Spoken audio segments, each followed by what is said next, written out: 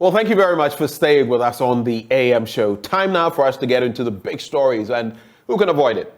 Today marks Ghana's 66th year of independence.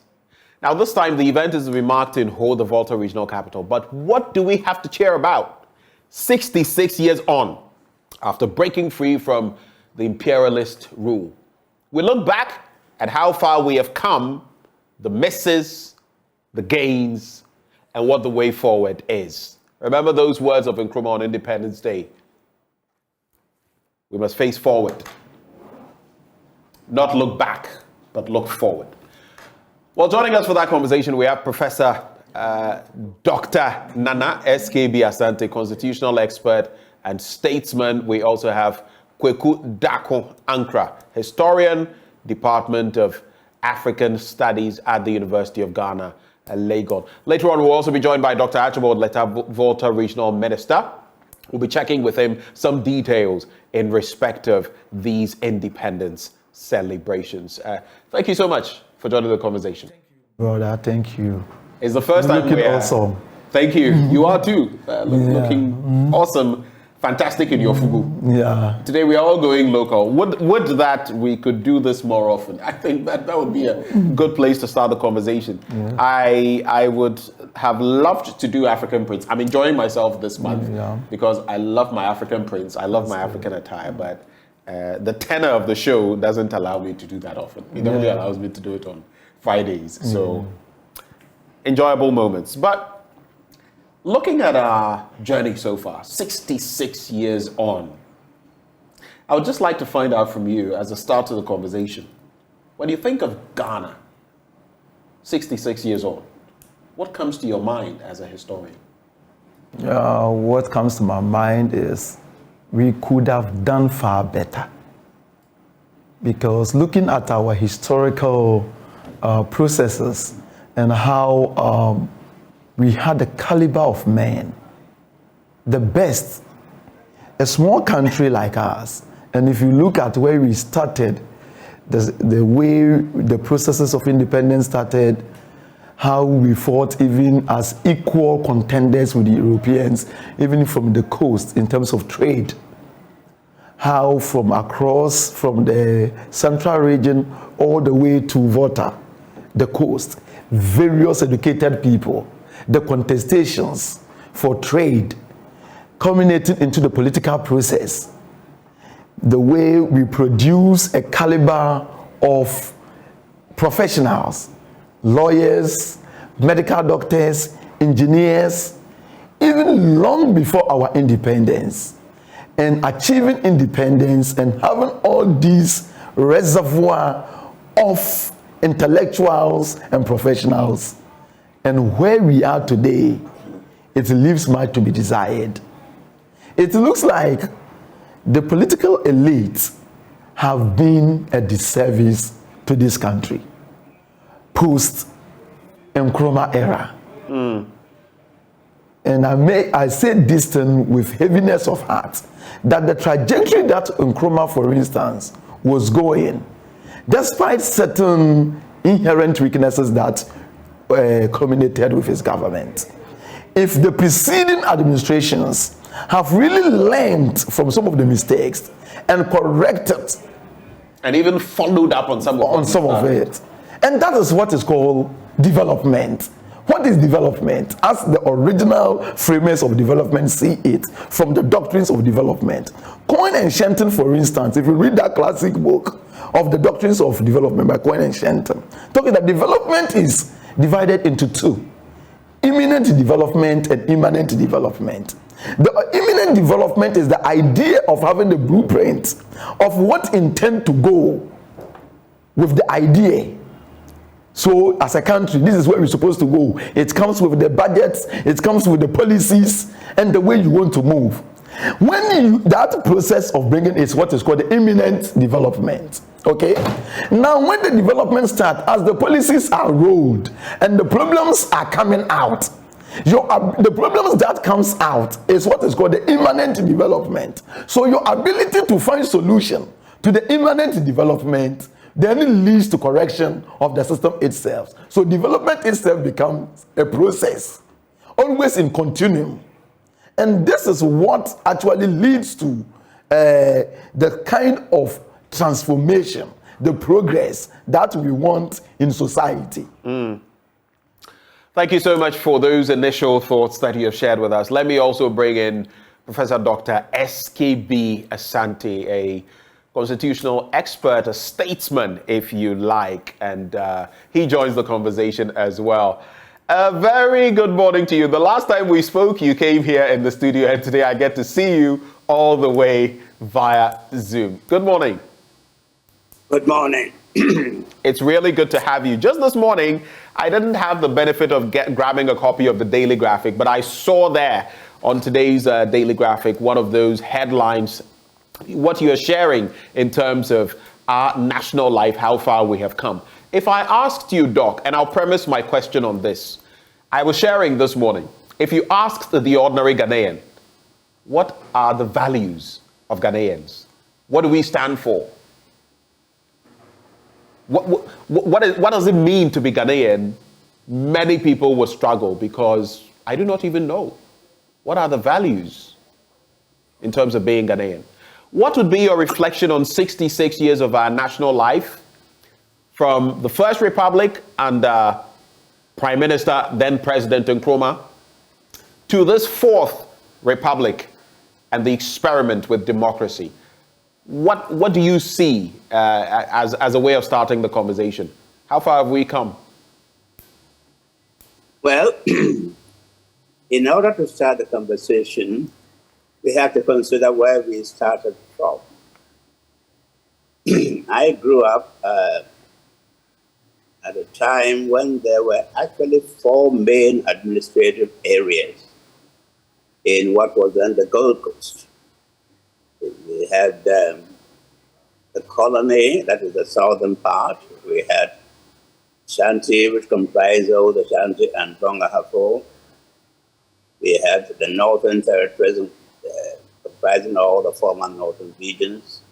And then Trans-Volta Togoland, which was a trust territory administered by the British on behalf of the United Nations. Now, I saw in my lifetime how these various units were integrated, starting from 1946, when Ashanti joined the colony, 1951, when after the general elections, the northern territories were incorporated into one entity with the Ashanti and the colony, and eventually, after 1956, at the plebiscite in 1956, Trans-Volta have been integrated with Ghana. So all these changes took place within barely 10 years, from 1946 to 1956, and we had our independence in 1957. So from my point of view, we had a very fragile nation when we had our independence. So our first major achievement is the survival of Ghana as a national entity. And the fact that the various pieces have been separated, haven't pulled off from each other, we are still one country. Quote the words of President Liman, we have survived. Secondly, we are not torn by any internal strife, either on ethnic or religious or regional grounds in a very big way. As we have seen in other countries, we know how countries, don't have to name them, the Afghan war, we had a split of Pakistan from India, we had a split between Malaysia and Singapore, we had a Sri Lanka issue between Sinhalese and the Tamils. We had the Biafra issue in Nigeria. We haven't had similar things. So we had to congratulate ourselves. And then so far as democratic experiment is concerned, we all know that we had challenges at the beginning after the very robust leadership of Nkrumah, there was a period of instability. But within the past 30 years, we have managed to pull together, and we are now being toasted. So no issues of stability and constitutionalism in a very turbulent area. There's no mean achievement. And that is based on our constitution. And when you think of our values, of course we have our traditional values. But if you think of our constitutional values, they are actually embedded in articles in chapters 5 and 6 of our constitution. If you read chapter 6 particularly, the directive principle of state policy, they actually spell out the values that we are supposed to be integrated into one nation, with one law, to one country, that we are to promote human rights, that we are to promote even development of all parts of the area, that projects started by one government should be, as far as possible, continued by successor government, that citizens have responsibilities, and that the vulnerable should be taken care of. These are the values, and of course, that we should have a healthy economy to the benefit of all. Sometimes some of our young people wonder whether the Constitution was made for a certain section. No, we look at the directive principles of state officers. These values are there.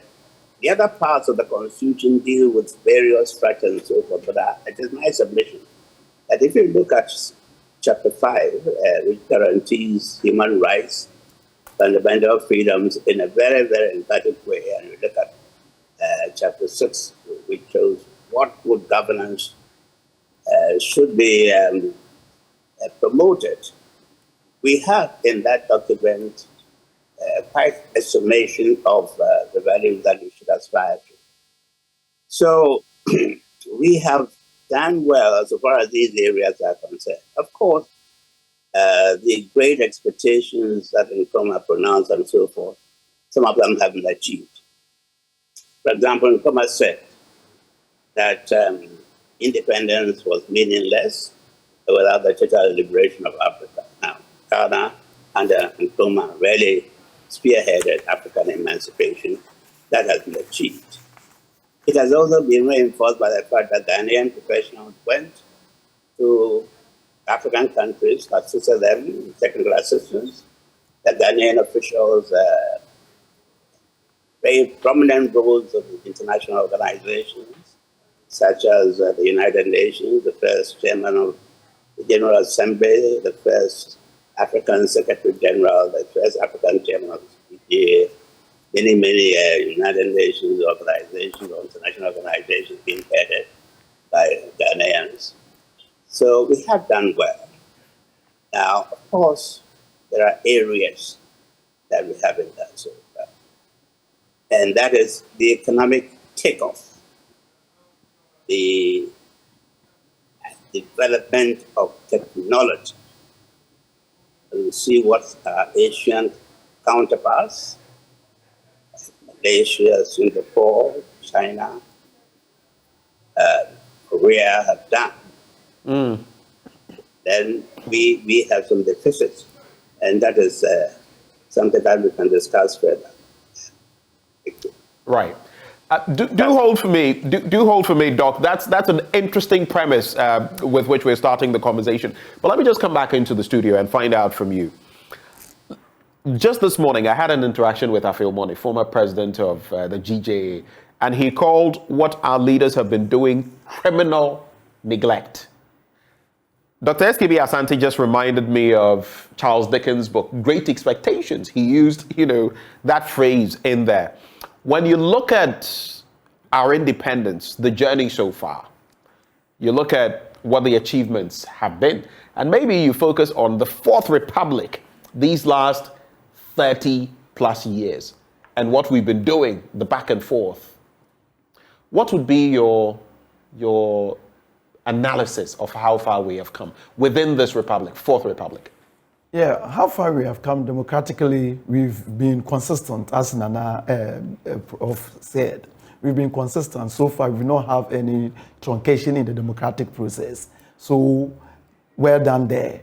However, how has the democracy itself contributed to the general well-being of the individual in society? That is a question many young people especially are asking. At the end of the day, for people who are of certain age, having lived through certain regimes, they are able to reflect and then make a comparative analysis of what occurred from 57, these truncations, and then sometimes they reflect and say, oh, this is okay. But what about the young man who had no knowledge of those periods, and he has no intention of knowing what happened there because he's living a moment where there are certain existential problems that is affecting him directly, politically, economically, and socially. How is that person living? And that brings me to my analysis of the question you asked me. Democratically, we have done well. However, how have the political actors who are ruling the country been able to manage the country so much that when we talk about development, as it is known everywhere, whether from the political science definition of talking about stronger political systems, talking from the environmentalist idea of having better environment instead of degradation, or talking it from the lawyer's view of where there must be rule of law and everything, or from the development concept of the idea of human development, or development as a distributive justice, development as freedom. How has that occurred in our country with the political actors taking the lead? This we have not realized that much in a country because, as Nana told us, per the directing principles of state policy, how have the politicians themselves lived in tandem with these provisions within the constitution? As a people leading the country, how are they being responsible in that people have given them that social contract? Have they been able to deliver? Or we have 4-year tenure of running election where it is only based on slogans. So our governance has become sloganeering. And this many critical scholars on our Ghanaian political history from 1992, and I like this particular one from one of the scholars from Harvard. He called it every 4 years our time to chop.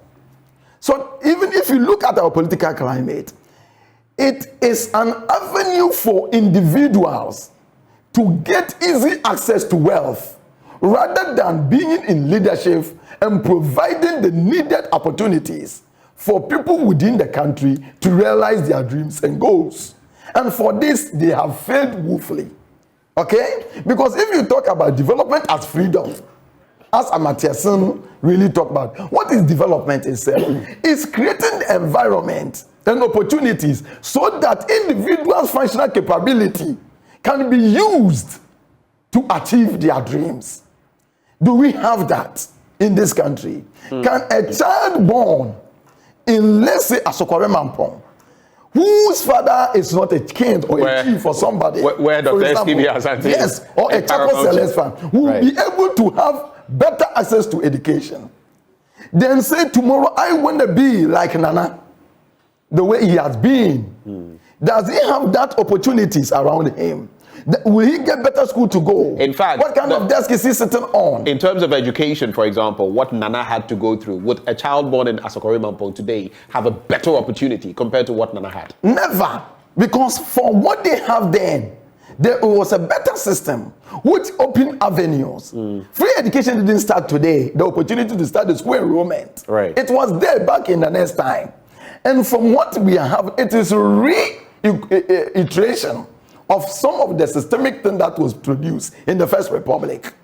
And now it just has been enhanced and the population is also big as it is. So when we don't have certain fundamental ideals or certain data within the country that provides opportunity for young people, irrespective of their background, to have access to education, to have access to progress within the educational system, to realize their dream. Now, the question even is that when we talk about development in this country economically, do we have industrial policy?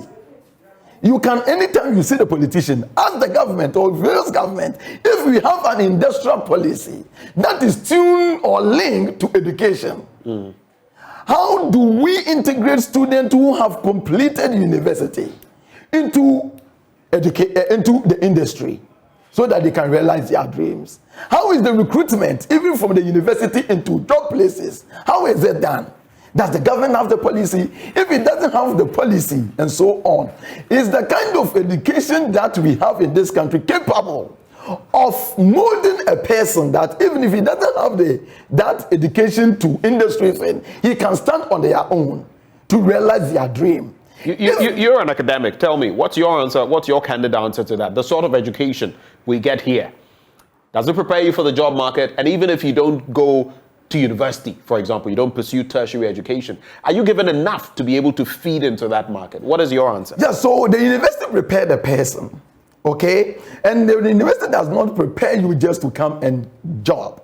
But you should be able to, wherever you find yourself, try to make a living, because your mind has been couched in such a way that you become functional for yourself. That's why some people leave universities. They need not anybody to employ them, but they start. However, for that thing to occur, the country itself or the environment itself must also have certain conducive atmosphere. So for instance, do you have venture capital fund that is there so that a young man who has graduated from university, who wants to start his own business, can do? Oftentimes we talk about Mark Zuckerberg, we talk about Elon Musk, we talk about Bill Gates, how they all drop out of Harvard University. Some starting from their father's garage, Facebook, and so on, and going to get venture capitalists who will invest in their idea, which become global today, employing millions of people as individuals in America and even affecting the world. Now, do we have that even when you go to the politics of it, you get out of Lagos, have all the brilliant idea, go to the Ministry of Trade to go and secure venture capital fund.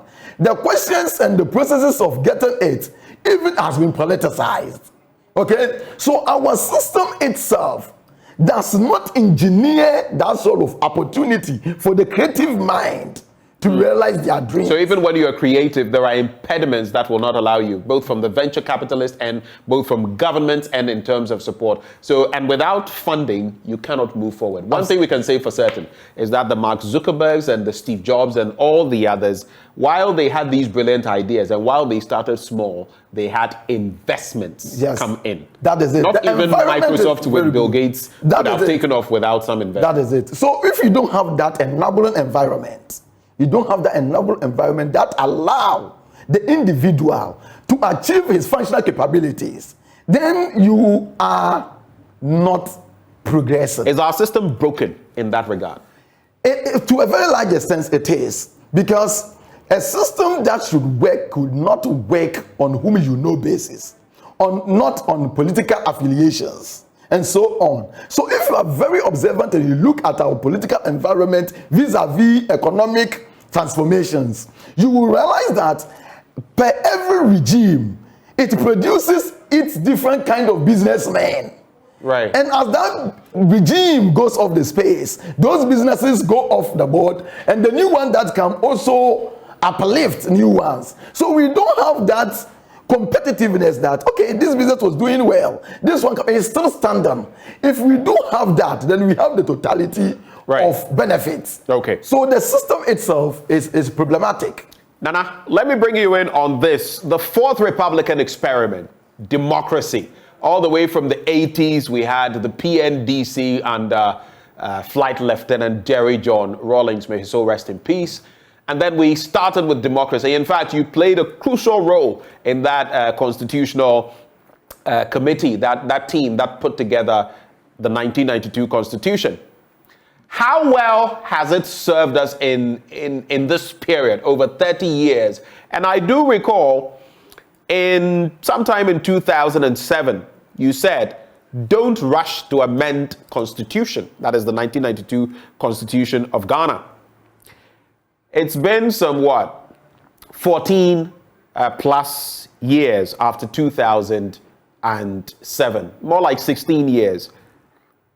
Some say the problems, the major problems we have stem from the 1992 Constitution of Ghana. What would be your reaction to that? And is it time now to tweak the Constitution?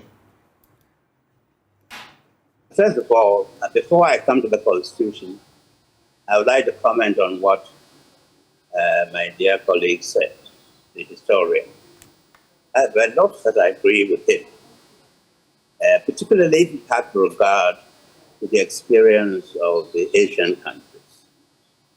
I used to be an official of the World Bank in the late 1960s, and in 1968, I was sent on a mission to South Korea to get officials and representatives of private banks to establish the Korea Development Finance Corporation. This was the vehicle which provided the channel for the flow of foreign capital to Korea to assist in the industrialization of Korea. At that time, Korea, 1958, was a developing country, poor country, with per capita income no higher than that of Ghana. They went through an educational process. Now, my apologies for doing this, but I know, I mean, with your voice and everything, but would appreciate it if you could speak just a little louder. It's a little difficult hearing what you're saying. All right. What I'm saying is that what my friend said about development is very, very interesting. And from the experience that I had from my international service, right, what the Asians did is very relevant to us. I was citing the example of South Korea and how they were able to move from a very low per capita income, low development status, to high economic level with excellent performance in science and mathematics, right, and 7 of 12 largest economy and so forth. I saw a little bit of Malaysia.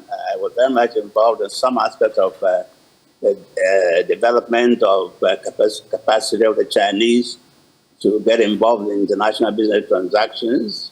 I saw a little bit of Singapore because I was the World Bank lawyer for Singapore projects. They, as my friend pointed out, had a particular policy, a long-term policy in each case, development policy, which they carried through. They had a way of actually acquiring technology and applying this technology and giving the state resources for the development of certain technologies. They were, Malaysia, for example, was able to move away from its colonial economy of providing raw materials for export into coming on industrialized country. So these are things that we can learn from. And he mentioned the school, university curriculum. That's very, very important. You know, all of us were brought up in an era where we produce graduates to service the administration and so forth. But these Asian countries put a lot of emphasis on technical institutes, which provided expertise to support their industrialization program. And persons who went to these technical institutes and acquired requisite diplomas were respected. They were given as much recognition as graduates of universities. I think we are now realizing that. But not too long ago, to go to a technical school was supposed to be infra-dig. So these are very, very important things. And I mentioned that because we seem to be preoccupied with reviewing our constitution. in my humble view, as I've said, reviewing our constitution would not necessarily ensure development. Can you hear me? I don't know whether you can hear me. I can hear you, Nana. Yes. Will not necessarily ensure development. Now, when we talk of reviewing the constitution, I will enter to one or two caveats. First of all, anything which has lived for about 30 years deserves to be reviewed, no question at all. But the expectations of this review should not be exaggerated. I pointed out that in addition to actually revising the text, one should look at the values. The values are already stated in the directive principles of the state policy and in the chapter on fundamental human rights and so forth. If the political class adheres to this, there will be very little that Ghanaians will complain about. They will not complain about corruption because corruption is definitely prohibited. They will not complain about certain areas in the north because there's an imperative injunction requirement for even and equal development of areas. They will not complain about some people being discriminated against because integration of all people, irrespective of backgrounds, whether ethnic or religious and so forth.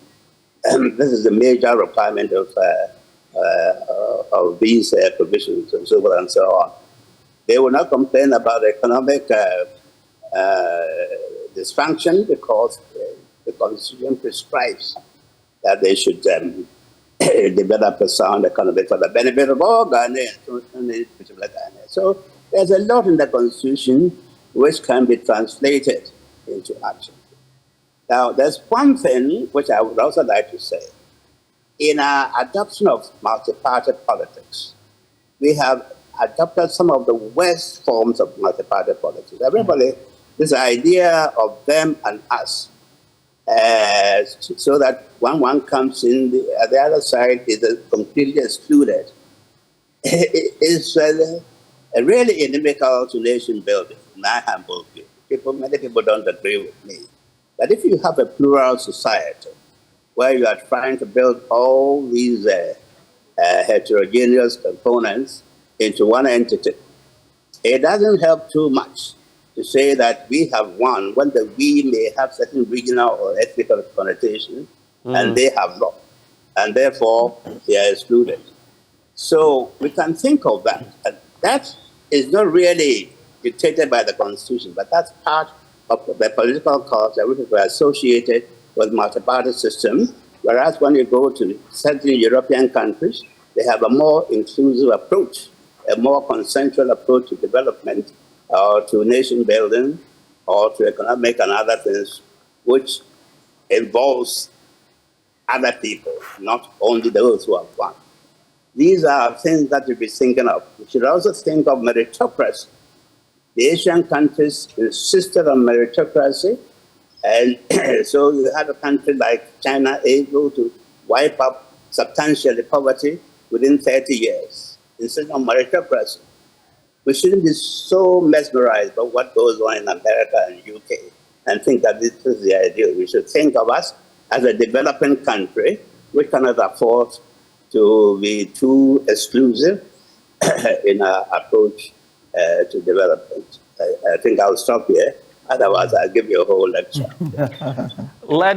And those are some brilliant thoughts you've espoused. Let me come to Kweku. How well do you feel our 1992 Constitution has served us? In 2010, and the former President Mills, he too, may his soul rest in peace, he set up the Constitutional Review Commission, and over 90% of what they put forward was jettisoned, and it's still gathering dust on the back of that white paper.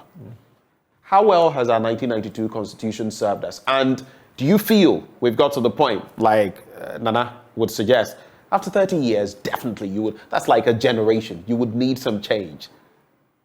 What is your take? I agree, but when in this country, when it comes to constitutional review and constitutional expert, I don't think anybody have the kind of government that Prof. Nana has. He has that. And But from my own study of the Constitution, and as he has also agreed, there needs to be certain corrections, okay? In terms of, there's too much power for a president in this country. This is a country where a president can appoint and even appoint an ordinary assemblyman in a village somewhere. The president does not even know what they call the president appointees to a district assembly. Can you imagine? These are all superfluous. Now, the president appointing all the members, DCEs, MCEs, and so on. Chairs of boards, people working as state-owned enterprises, the IGP, the electoral commissioner. Look, if you look at the appointing capabilities of the president in this country, it is too much. That if he decide, as he said, unfortunately the politicians have adopted the worst forms of what constitute democracy. Okay? But if they were to do as he has agreed, in tandem with the directive principle of state policy, as it is enshrined in the Constitution, we wouldn't have this much. But here is a situation where people are not adhering. So we need to really look into the Constitution. Some of the things that make it possible or make it easier for people to commit graft, corruption, and all other forms of things that affect this country. We need to really look at them.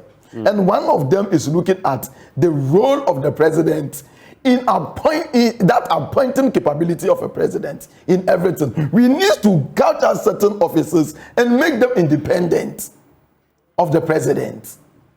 People need to be vetted and then apply for certain offices. Just as you talk about at this day and age, district assembly elections, this thing should not be appointed. However, politicians are very smart.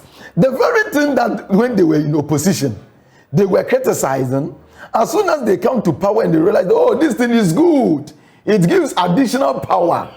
So whatever they talk about it, as soon as they are in power, they change because they also have seen how it inures to their own benefits. Yeah. Particularly in terms of giving job opportunities to their party members and their cronies, because it's created. Then again, there are certain constitutional, conventions, okay? For instance, the number of people the president can appoint, even to the office of the president. I get in the point. The payments and so on. What kind of criteria do they look before you get those people?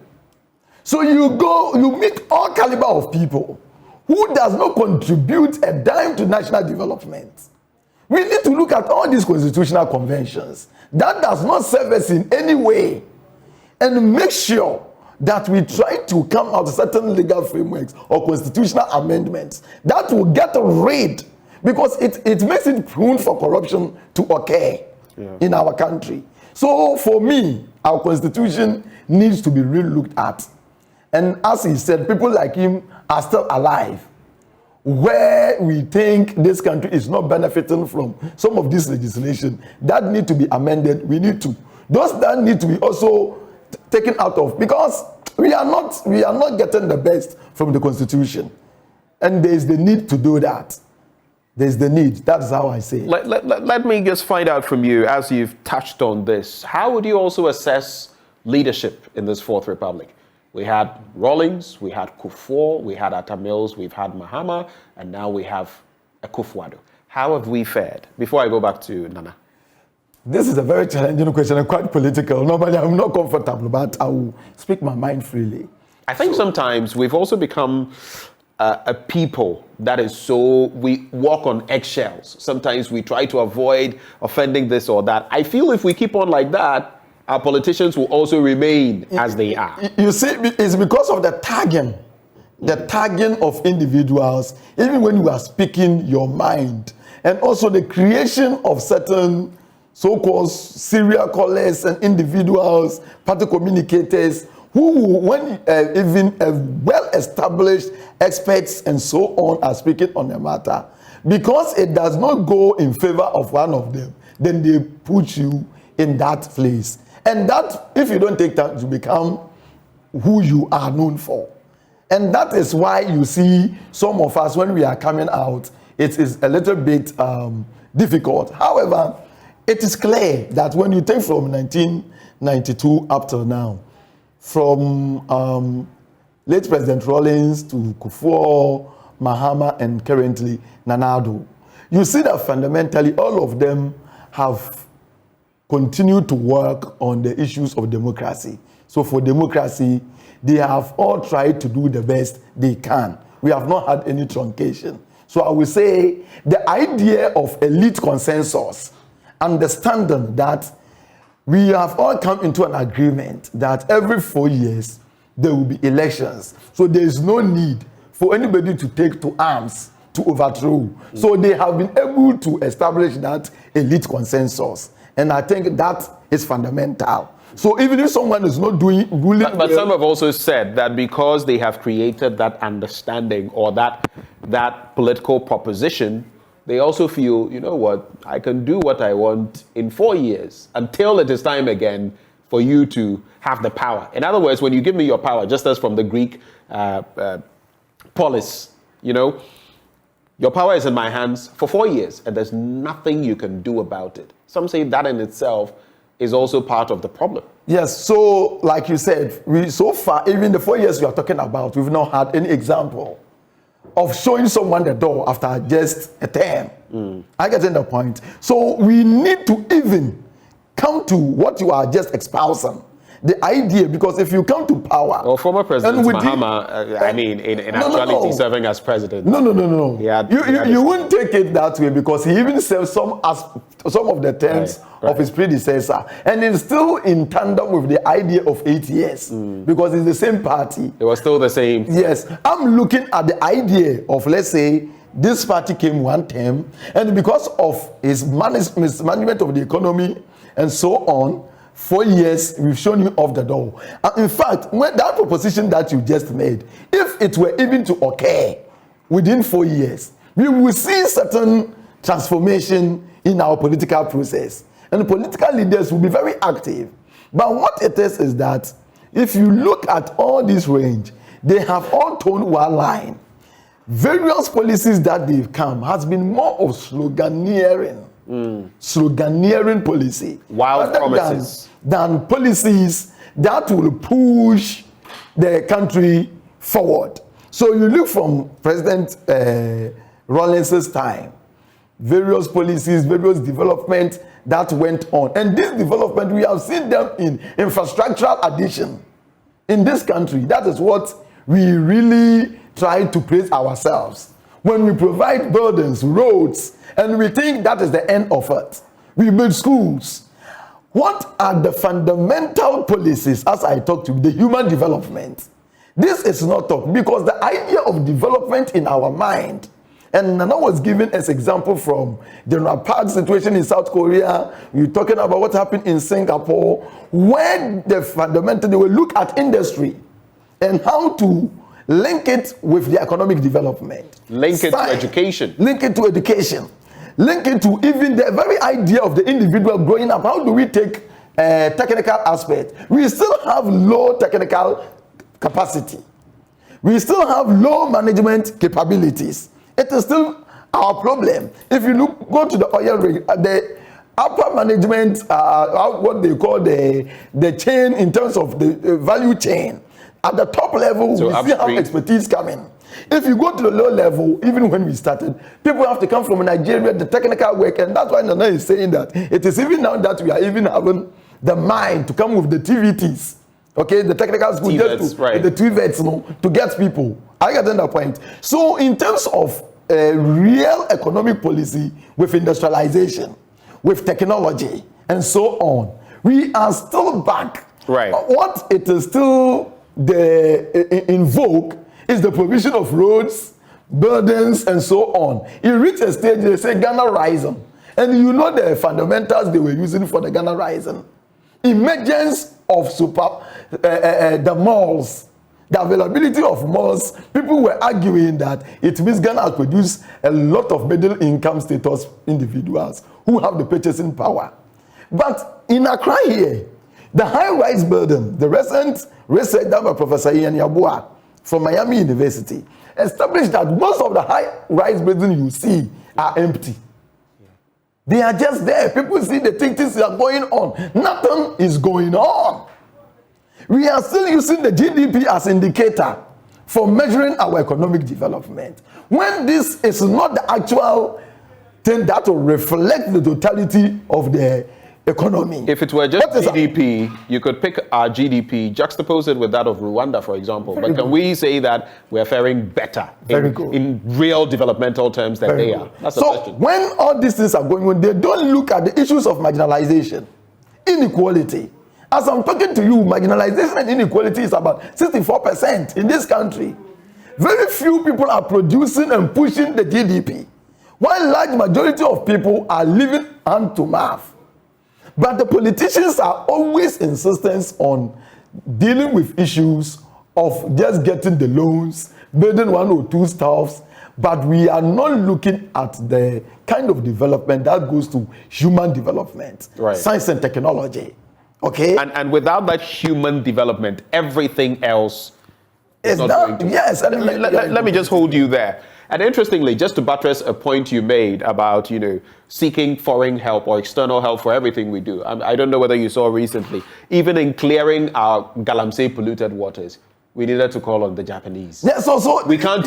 It appears there's nothing the Ghanaian can do. You see, and that is sad, especially me coming from Institute of African Studies, and I know Nana is also having at the time that he was born the idea of self-reliance, the capability. And Nana told you, look, Ghanaians are all over the world managing top-notch corporations, technology, and so on. So why can't we have them in this country? An attempt has been moved to tap into our diaspora. So the president created the diaspora desk.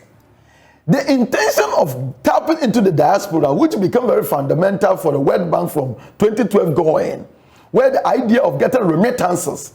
And do you know very well that even in this country, our remittance, the money that we get from remittances alone is more than our foreign direct investments.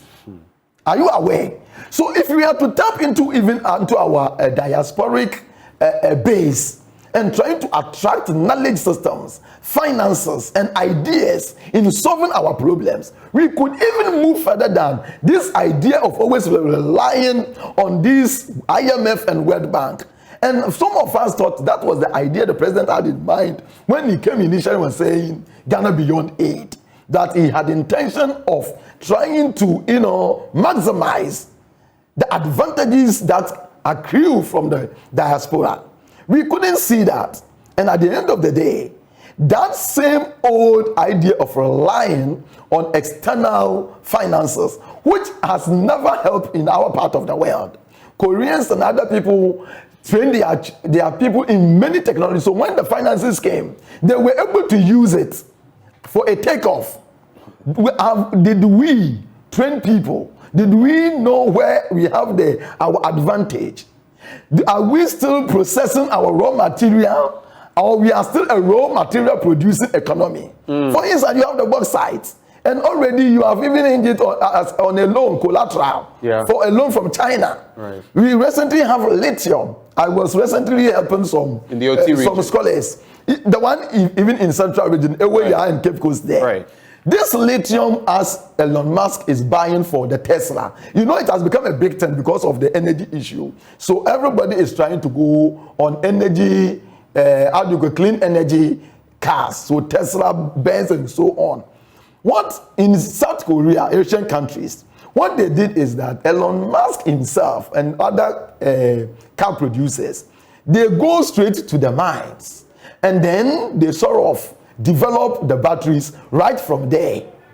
And two, even the World Bank is saying, as well as the UN, is that it is environmentally better to produce the battery from the home country and send it to where it's going to use in a vehicle. Because when you put the lithium itself, in a ship and it falls into the sea, it creates another environmental degradation to the oceanic system or oceanic habitat.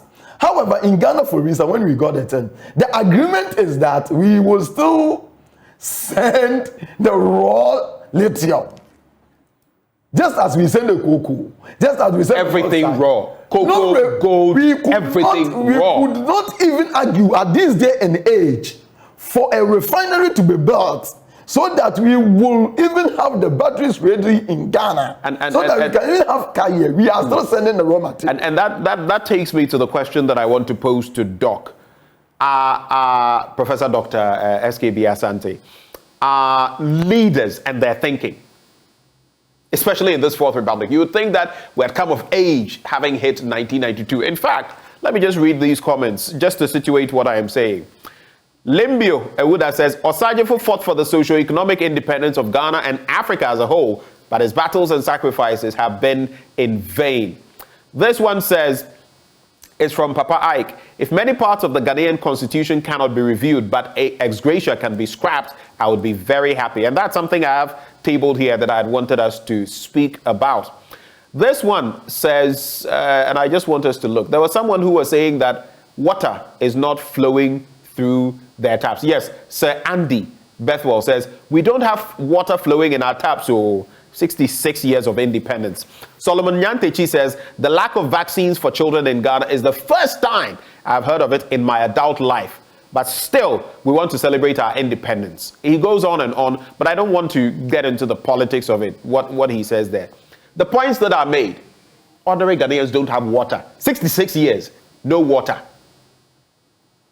Vaccines. And as he's saying, first time in his life, for me, is the first time I am hearing that vaccines have run short. In some places, 2 months plus. In some places, 1 month plus. And these are the little things that we can do to shore up the most vulnerable in society. Who are more vulnerable than babies? Children.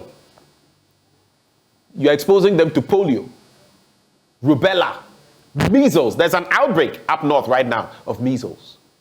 So, putting that into context, our leaders, let's focus on the Fourth Republic, what we know for now. How have they fared to you? And you can even score them if you want. Nana? Well, like my my colleague, you are putting me a chief in a very sensitive position about comparing leaders. Comparing leaders means comparing parties. By the Constitution, we are not supposed to be involved in active partisan politics. Unfortunately, anything you say against one particular leader will be seen as a partisan declaration. It's like being in a court of law. It can and will be used against you. But we can also draw upon the leadership qualities of the Asians. And I've always been attracted by that. You know, for years I worked with the public service and some of the leadership of these Asian countries. And I have a lot of admiration for them. Their insistence on meritocracy is something that I would like to emphasize. Meritocracy, which means that no special considerations for any particular party or any particular ethnic or religious or any sectarian factor, is very, very important. You know, when Ghana became independent, the Public Service Commission sent delegations to the capital of the world looking for qualified Ghanaians to come, irrespective of their ideological affiliations. Those days, it didn't matter at all. Unfortunately, we have a situation where partisan considerations are paramount. There are even organizations like GAFIX, in the Ghana Association of former international civil servants, which have offered, I belong to that, we have offered our services to various administrations free of charge. And they have been rebuffed. And this has happened not only in our case, but in other cases, because, you know, they're not too sure of Possibly they are not too sure of our affiliation or where we stand ideologically, which is, as far as I'm concerned, primarily relevant consideration. I would like to have a leadership which throws up a development plan as to our development goals and our targets, and then seeks talent for the execution of this agenda without reference to anyone's political or ethnic or other affiliation. That is a leadership that I'm looking for. A leadership which promotes inclusive approach to development and to nation building. We are still a plural society. We have to be inclusive, but there has to be regard to quality. If you look at the Koreans, for example, nobody can be a minister without some specialist qualification in that area, so forth and so on. Now, my friend talked about constitutional reform and the powers of the president being extensive. If you look at the words of the Constitution, well, they're right. When we were doing the committee of experts, when we were doing our report, we provided for a number of things which have imposed some checks on presidential power that they rejected. For example, we suggested that what we now call chief executives should be elected by the assembly, admittedly not by the assembly, not appointed by the president. They rejected. We proposed a proportional representation, which at the electoral level would have meant that each vote had counted, not first past the post, would have led to a more inclusive and consensual approach. They rejected that. We proposed a much more effective Council of State, rather on the lines of the second. They rejected that. And so when we talk of constitutional review, we started having accords even before the Constitution was finalized. But on the presidential powers, I would like to point out one single thing. You know, it was never stated in the Constitution that on the inauguration of the president, all directors and chief executives of public corporations and statutory authorities should be removed. That was by virtue of the Presidential Transition Act of 2012 or thereabouts. That was something which was passed by the two major parties in Parliament because of partisan considerations of patronage. It was not stipulated in the Constitution. So if people are frustrated by these things, isn't it significant they did that? And there are other provisions which have not been implemented. For example, Article 181, subclause 5, provides for the review and approval of international business transactions by Parliament. So these are international business transactions which the executive is entering into. They are subject to parliamentary approval because of our history of incurring debt. Now, we all know where we stand.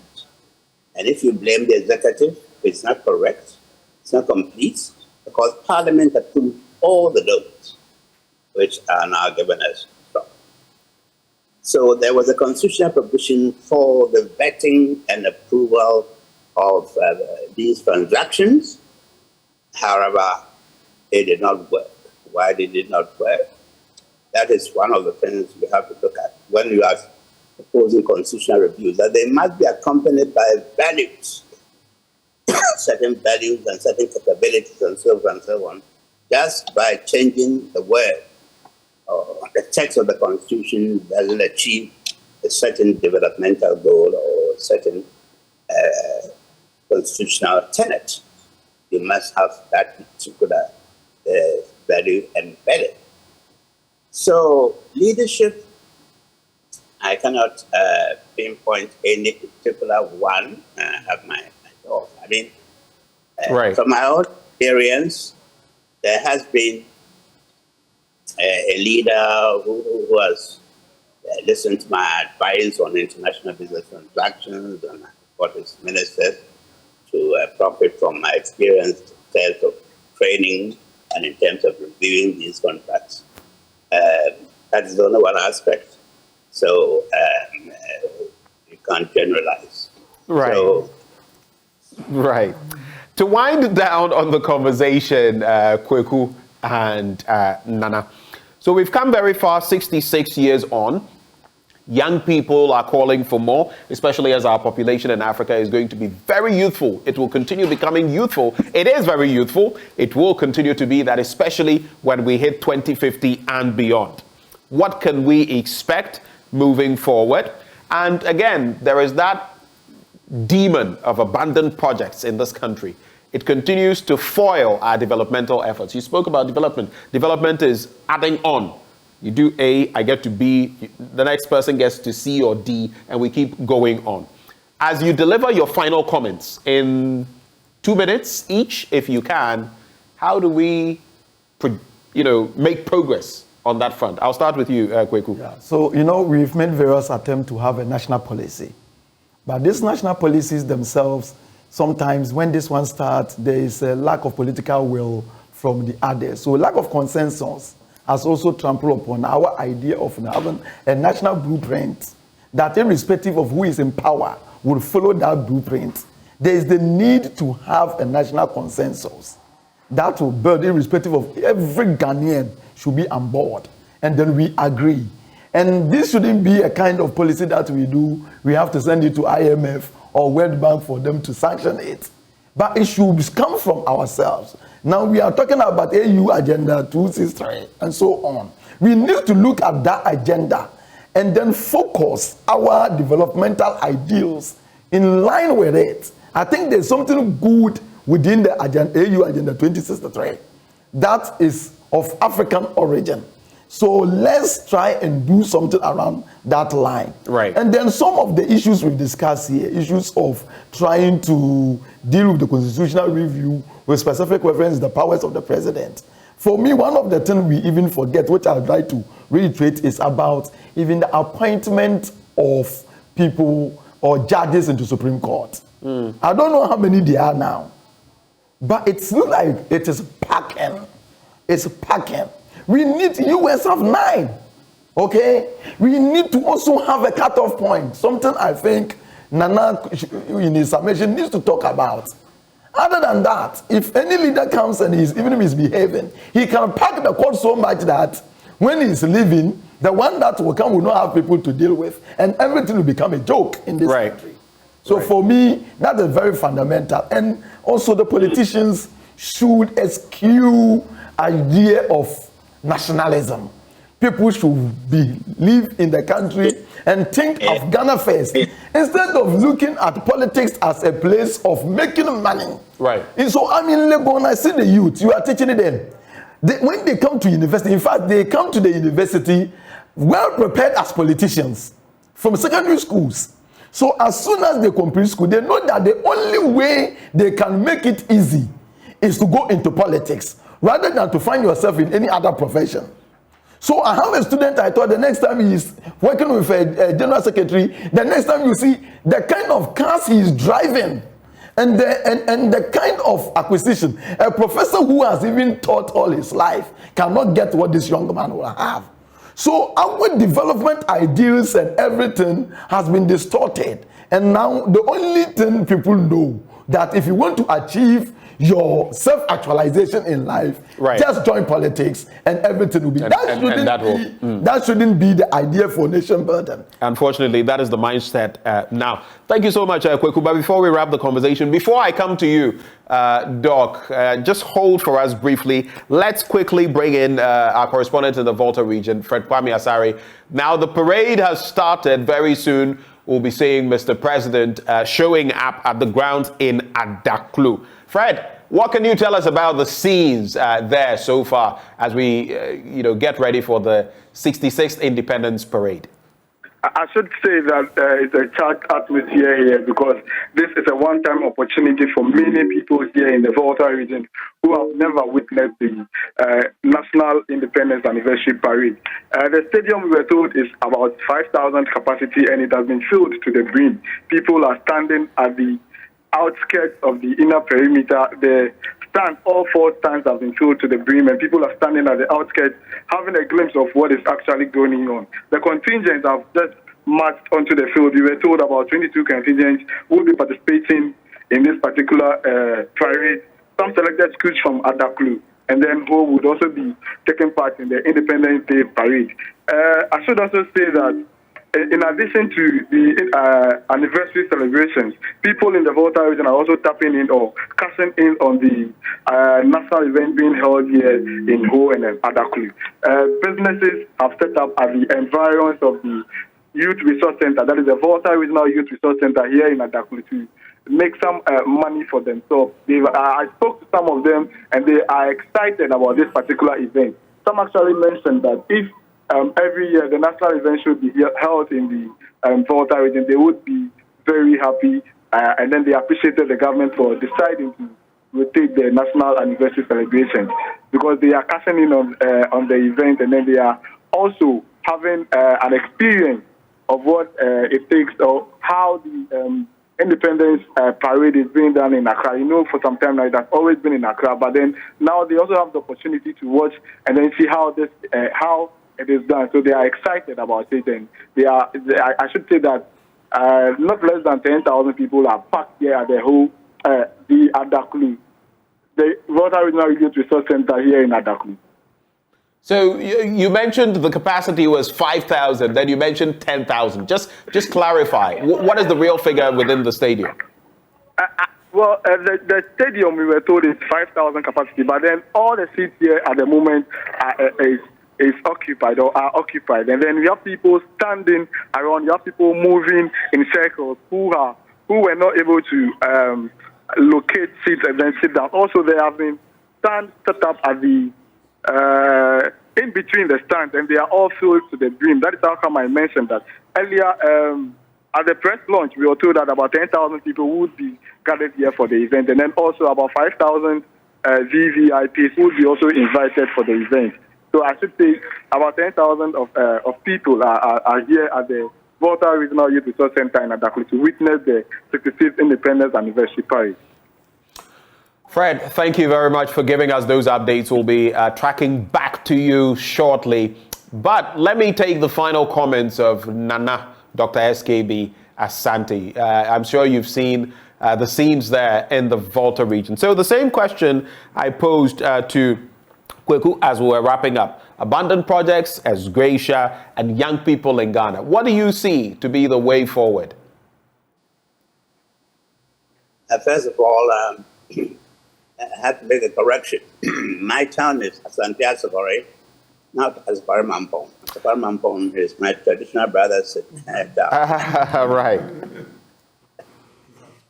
Well, first of all, let's think of the young people. I think that is really where we should concentrate. Develop. What's all this in terms of development and what is the future for our young people? We can argue about constitutional review and so on, but if the world could be simplified by just drafting a good constitution, that would be a very easy job. The development is challenging because even though we have growth, translating growth into improving the quality of living for our people, that's the most challenging thing. As a chief, I'm very much aware of that. When I go to my area, I see the standard of living, and so it's a reminder of how much we have to go. So on this question of achieving higher standards of living, I think it's critical that we have a national approach to development reflected in a long-term policy in which contribution should be welcome from all corners, people with talent, and people who will mobilize others to follow that. It's not only the leadership is a mobilization of the people to actually follow the new dictates of development. In this regard, we really have to look at our educational system.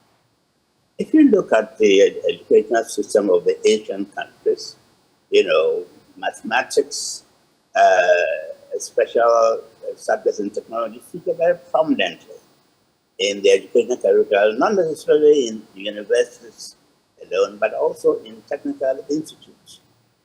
And this idea of acquiring technology is something which has to be attacked seriously and by our own people. We can't rely on foreigners to come and provide us with good all the time. So only that can lead to the growth of the economy, the expansion of the economy, which will then absorb our many graduates from the various institutes, properly trained. So we really have to look at how we get, I agree with my colleague there, how we gear our educational program to enhance our industrial or agricultural development so that our graduates from various institutions have a relevance in this area. And the Asian countries have done very well, right? And we should look at that. On the question of national approach, I'm all for an inclusive approach. Here we are. It is significant that we are having this ceremony in the Volta region. Let's all think of all parts of Ghana as belonging to Ghana, and let us have an inclusive and a national approach to development. Right. Thank you very much. Thank you. Thank you so much, Dr. SKB Asante, for having joined the conversation. Dr. SKB Asante, of course, Paramount Chief Asante Asokore, a constitutional expert, if you want to say. He was one of those, in fact, chairing that committee to draft our 1992 Constitution, a statesman. Thank you so much, Nana, for having joined the conversation. Also joining the conversation, Kweku Dako Ankra, historian, Department of African Studies at the University of Ghana, Legon. And he says, from Kweku, happy birthday to my son, Yosi Bentum Gardiner Ankra. Did I get the name right? Yes, Yosi Bentum Gardiner Ankra. Yosi Bentum Gardiner Ankra. A very happy birthday to you, and you have a wonderful father. God bless you and fashion you just as he has. Thank you for having joined the conversation. Well, we continue from here. We'll be crossing over again to Adaklu in the Volta region. But before we do that, we have Citizens microphone for you. And today we hit the streets of Kumasi. We're asking, what do you have to cheer about 66 years after independence? Are you a proud Ghanaian? That is the question we're posing as we cross over to the streets of Kumasi.